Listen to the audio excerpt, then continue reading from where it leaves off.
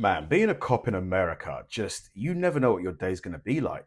You might get called out to stop an armed robbery. You might get called out because, an employee is like tearing up, like they've just been sacked and maybe they're tearing up their old place of work. And in this like example, you might be, in a police chase, chasing after somebody that's doing 100 miles an hour on the interstate. You can't get up to him, you can't catch up to him, and you've got to rely on just civilians to help you out. Like, being a cop in America, I mean, being a cop anywhere, to be fair, but I think in America specifically, the stress that these people are under, it's just not an easy job at all, is it? Aboard a black Toyota Tacoma pickup truck, a murder suspect is being pursued, though Ooh. without much success, by several dozen police patrols in Southern California. Murder suspect, The okay. chase began in San Diego and, based on the suspect's intentions, was heading toward the city of Los Angeles. Dude, you're not going to get away. They are right When the behind pursuit reached the parking lots of the you. urban area of Whoa. Ontario near the city of Riverside, everything seemed to indicate that the police would not be able to stop the driver. That's when, upon seeing the suspect's bold driving, a trucker named Mike Shaban decided to intervene at an intersection while waiting at a traffic light. Why don't they try and pit maneuver him? Bravely, he drove his truck directly into the suspect's vehicle, bringing it to a sudden stop. Oh, wow. Although this action allowed the officers to arrest the suspect, the one who took the worst hit was his truck, as the impact severely damaged the chassis, bending it partially and leaving the vehicle inoperable. That guy, he's a hero because he's probably going to have to pay out of pocket to fix his truck. Or would the police help him out with the costs? Probably not, right? Unreal. A few kilometers from Riverside, another police chase took place on the urban streets of Orange County. This high-speed chase ended abruptly when the driver of the sedan crashed directly into a truck that was transporting jet fuel headed to John Wayne Oh Airport in my Santa Ana, God. California. Oh! Head Even on. after the strong direct impact, one of the suspects still wanted to flee. Unbelievable. So he tried to steal a couple of vehicles that were driving through the area at that moment. Despite his effort, he was quickly arrested by police patrols. I would have thought after hitting the truck at that speed, he would have been... Meanwhile, inside the stopped car, another pair of criminals were arrested to face charges of evasion and fleeing with property damage. You idiots. What were you expecting? Come on. You should have known. The next protagonist is a man accused of assaulting a law enforcement officer with a deadly weapon.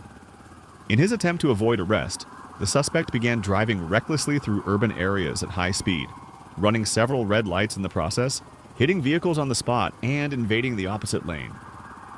Fortunately, or perhaps unfortunately, for our fugitive, a distracted flatbed tow truck driver was pulling out of his parking spot, just as this criminal was speeding through the area.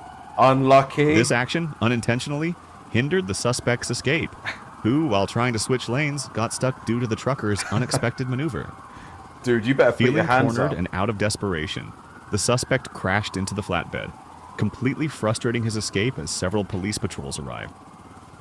What an Interestingly, it was the truck driver himself who later clarified that he had no intention of helping the officers and that he was simply trying not to block the chase when the suspect hit his vehicle. Wow, so it was unintentional, completely unintentional. Kind of felt like he did it on purpose to help out. Even so, the authorities took the opportunity to remind civilians not to get involved in police chases, as there is a risk that the criminals may be armed, and the situation could become even more dangerous. That's true. But I mean, like, surely they must, because would they rather let the guy get away than let a civilian help out? I mean, if it's relatively safe, why not let the person help out? But is it safe, really? What's Although that? high-speed chases have a much greater potential risk This of ending guy- in a more tragic way, in this case, something fortunately very particular happened. He is going so fast. This accident took place on one of the busiest highways in Los Angeles, my when God. police officers were chasing a reckless driver at very high speed. This looks like 100 miles an hour at least. Trying to At avoid a least. disastrous high-speed collision, the suspect attempted to evade the police by escaping through an off-ramp. What he didn't expect was Wedged that, him in. while trying to dodge a delivery truck that was moving slowly halfway through the curve, the truck ended up cornering him, crashing into him and ripping off the driver's side door. Although the truck driver continued his usual delivery route, The fugitive was unable to continue the chase and was ultimately arrested. When they flee like this, are they adding time to their sentences?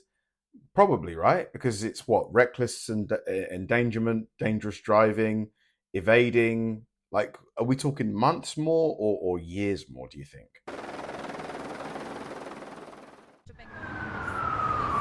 The following are terrifying scenes that took place in the city of Syracuse, in the state of Utah. What was supposed to be just a simple outing turned into a scene of pursuit and danger when a 14-year-old boy had the brilliant idea of taking his grandfather's Hyundai Veloster without permission. 14? The grandfather immediately notified the authorities in order to stop him. 14! In videos captured by cell phones, you can see how, in his desperation, the boy tries to escape by driving through a crowded park, where he nearly runs over several pedestrians in the process. The hero in this situation was a brave driver who, behind the wheel of his pickup, accelerated to crash head-on into the fugitive, stopping him instantly. Oh! Eesh.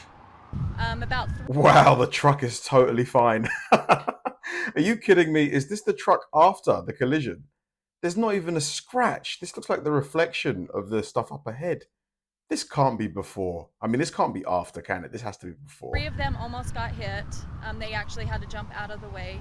And I would say he had to have been going at least. It might be, to be 60. fair. I mean, because he's lifted.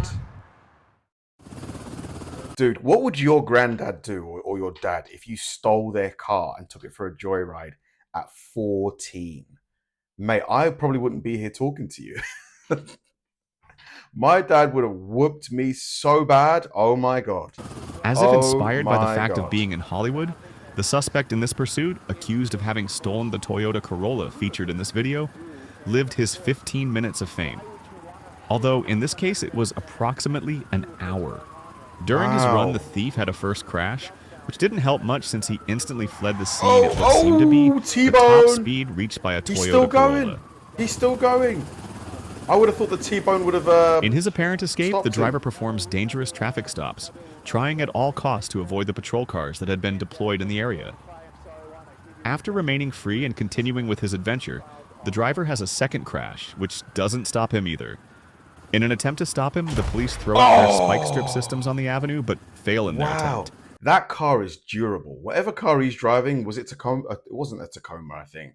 This little sedan or saloon car is so durable. He's been hit twice. Curiously, the suspect makes a peculiar stop next to a group of civilians, and it doesn't seem like he's asking them for directions. What's he doing? Because he's lost, since he has to speed away quickly. What's he doing? Minutes later, he's seen driving through parking lots in urban areas while talking on the phone, as the police appear to have switched to merely playing the role of spectators. Why did they stop? Why did he stop and talk to those people? Maybe he knew him. Continuing with his idea of being in a movie, the suspect is seen once again making a stop, in what seems to be a cigarette trade with a passing driver, until a bit later, a new character finally appears. It's a civilian trying to do good behind the wheel of his pickup, with which he attempts to block the suspect's path. It's at this moment when the real pursuit begins. The man in the pickup gets so close to the suspect that it almost seems like he's harassing him. It's only then that the police authorize the intervention of a small group of patrols, although the driver decides not to hand the pursuit over to the officers. Wow, the pickup. Even though the uniformed officers repeatedly informed... I love how the pickup is just right behind him. Like, he's not trying to overtake him or pit maneuver him. He's just like right up behind him. The pickup driver that his participation was not necessary. He, after some truly skillful maneuvers, finally managed to corner and block the suspect. Good job. Good job. In the end, although the man in the pickup was also sadly arrested, what? He earned everyone's respect. They arrested the guy in the pickup. What for? What for? This is so dumb. Mate, just thank him. Say, look, don't do that again. We recognize, you were very brave in helping us, but don't do that again. And shake his hand. Like, they arrested him? Albuquerque, New Mexico.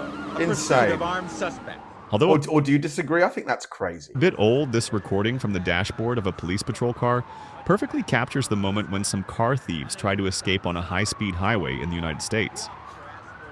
The officers called for help over the radio to stop this stolen vehicle and its armed occupants. But they did not expect that the first to respond to their call would be this fearless trucker who was driving in the same direction on the highway.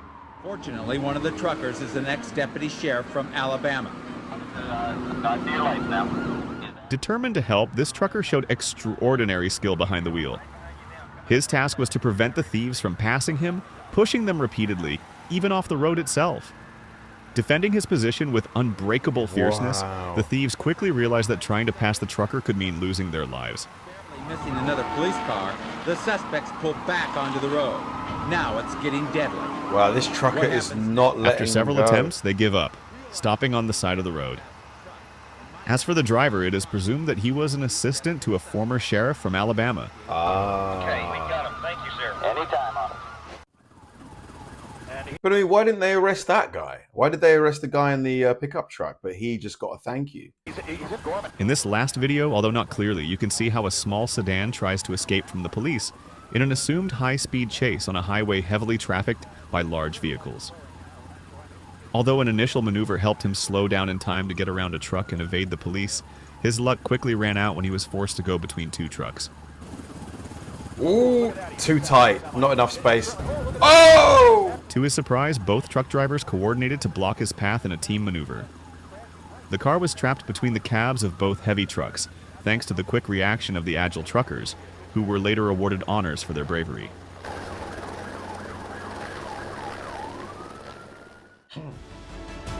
Man, super entertaining. So entertaining.